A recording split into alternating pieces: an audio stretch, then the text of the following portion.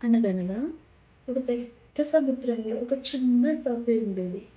అది అందరితో ఆనందంగా ఆడుకుంటూ, పాడుకుంటూ ఉండేది. అయితే దానికి ఒక చిన్న కోరిక ఉండేది.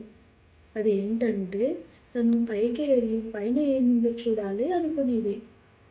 అలా రోజు రాత్రి సముద్రం పైకి వచ్చి ఆలోచిస్తూ కూర్చుండేది.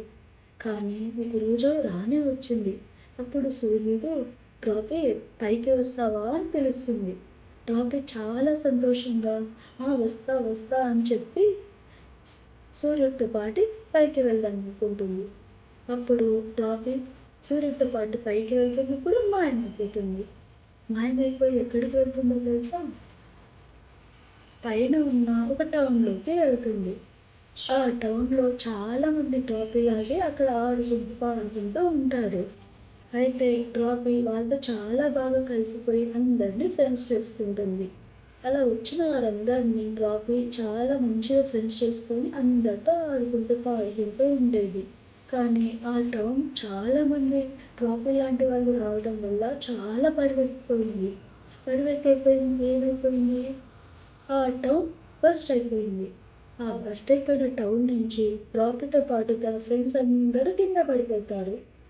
డ్రాపీ చాలా ఆనందంగా పైనుంచి కిందకి పడుతూ ఒక చిన్న లీఫ్ మీద పడుతుంది. అలాగే తన ఫ్రెండ్స్ అందరూ కొందరేమో చెట్ల దగ్గర, కొందరేమో లేక్స్‌లో, కొందరేమో రివర్స్‌లో అలా ఒక్కొక్కరు ఒక్కో ప్లేస్‌లో పడిపోతారు. డ్రాపీనేమో చిన్న లీఫ్ మీద పడుతుంది. చిన్న లీఫ్ మీద పడి ఎక్కడికి వెళ్తుంది? అక్కడి నుంచి ఒక రివర్‌లోకి వెళ్ళి, ఆ రివర్ నుంచి ఒక పెద్ద సీలోకి వెళ్తుంది. ఆ సీ నుంచి తన ఇంటికి చేరుతుంది. ఇంటికి చేరుకున్న డ్రాపీ ఏమనుకుంటుంది తెలుసా? ఈ జర్నీ నాకు చాలా బాగా నచ్చింది. నేను మళ్ళీ ఎప్పుడైనా మళ్ళీ పైకి వెళ్ళి అందరితో ఆడుకుంటాను అని అనుకుంటుంది. ఈ కథ ద్వారా మనం ఏం తెలుసుకున్నామంటే ఇది ఒక వాటర్ సైకిల్.